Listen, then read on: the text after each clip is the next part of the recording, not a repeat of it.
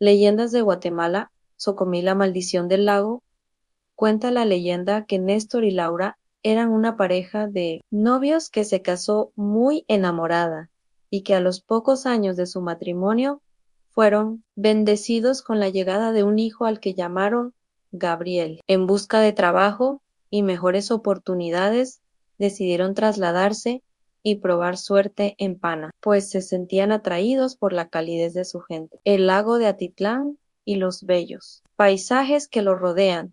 Además veían cómo el comercio iba creciendo en el lugar. Ambos empezaron a trabajar, Néstor en una carnicería y Laura como mesera en un restaurante a orillas del lago. Con el tiempo, Laura fue mejorando en su trabajo y la nombraron encargada del lugar, y ahí comenzaron todos los problemas. Néstor se volvió un hombre controlador y manipulador. Llegó al punto en que los celos lo dominaban y comenzó a golpear a Laura incluso frente a su hijito Gabriel. El sufrimiento de la mujer era inmenso. Sus días y sus noches estaban llenos de los celos y la furia de su marido. Para llegar a su trabajo, Laura tenía que pasar por el parque todas las mañanas. De repente empezó a percibir una mirada sobre ella, como una admiración en la mirada de Juan, un carpintero del lugar. Suspiraba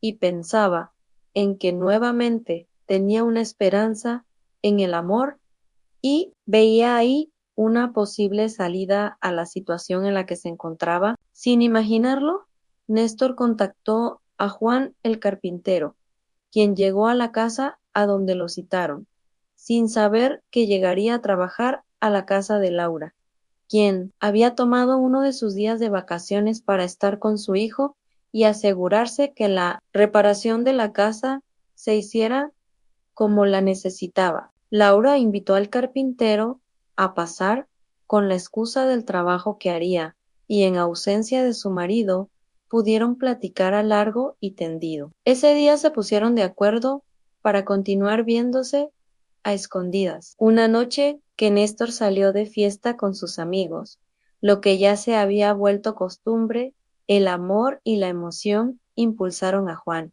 quien aprovechó que el niño dormía y así entró por la ventana de la casa de Laura Neff.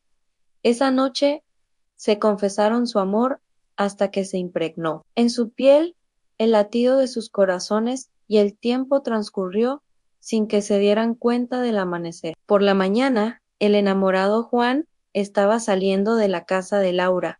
Néstor lo vio y eso desató su furia. El acalorado esposo entró a la casa y sacó a empujones a Laura y a Gabriel, llevándolos a la orilla del lago, lo que subió a una pequeña lancha para luego tirarlos en medio de aquellas aguas. El carpintero quiso evitar que esto sucediera, pero recibió un golpe que lo dejó inconsciente. Néstor, lleno de ira, le gritaba a su mujer que seguramente Gabriel no era su hijo, y por eso sería el primero en morir. Y sin pensarlo lo lanzó a las frías aguas que sacudían la embarcación. Ella gritaba con fuerza, pero el hombre hizo oídos sordos a sus súplicas. Sin pensarlo mucho, Laura se lanzó al agua para salvar a su hijo, pero éste ya no respondía. Cuando por fin lo tuvo en sus brazos, de pronto sintió que sus piernas se enredaron en las aguas, y por más que se esforzó,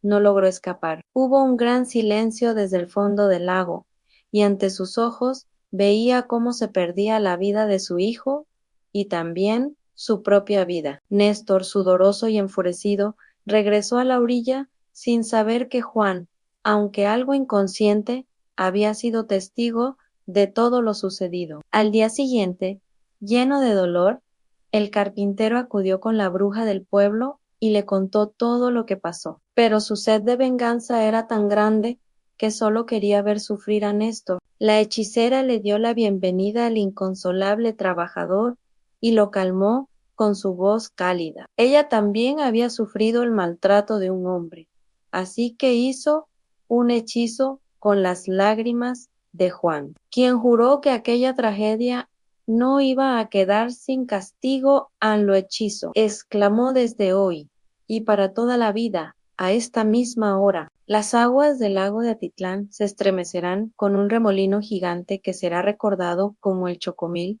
y un día cobrará las vidas de los hombres, ingratos para que sus pecados les hagan sufrir mientras les llega la muerte. Juan veía todos los días que Néstor se adentraba en el lago, pero no a la hora esperada. Una tarde se dio cuenta de la llegada del momento que tanto había esperado. El Zocamil empezó su movimiento, y Néstor, que estaba borracho, no se dio cuenta que el remolino gigante empezaba a formarse, y tomó una lancha para ir al otro lado del lago. Cuando estaba a la mitad del trayecto, la pequeña embarcación se vio en medio de dos aguas que chocaban con furia, una contra la otra. Era el remolino gigante que se había formado. El hombre comenzó a temblar y a sudar. Su corazón latía y parecía que se le salía del pecho. Sus ojos abiertos y cristalinos mostraban el terror que sentía en ese momento.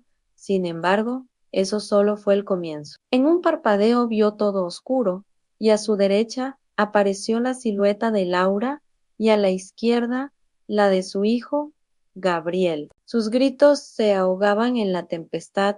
Se movía dentro del bote, pero sus movimientos eran en vano. Era una agonía muy fuerte, y lo peor, parecía que nadie lo escuchaba. Solo Juan tenía la mirada fija y una sonrisa perversa mientras presenciaba a lo lejos lo que le sucedía a Néstor. Al día siguiente, ni la lancha ni el cuerpo de Néstor fueron encontrados. Ya aquel matrimonio que una vez llegó a Panayaco lleno de ilusiones y de sueños, había desaparecido para siempre sin dejar rastro. Juan el carpintero no descansa nunca, ya que con el paso de los años su espíritu ha visto como las aguas del Chocomil el remolino gigante. Ha cobrado cientos de vidas, y en cada una de ellas se recuerda el sufrimiento y la muerte de Laura y del pequeño Gabriel.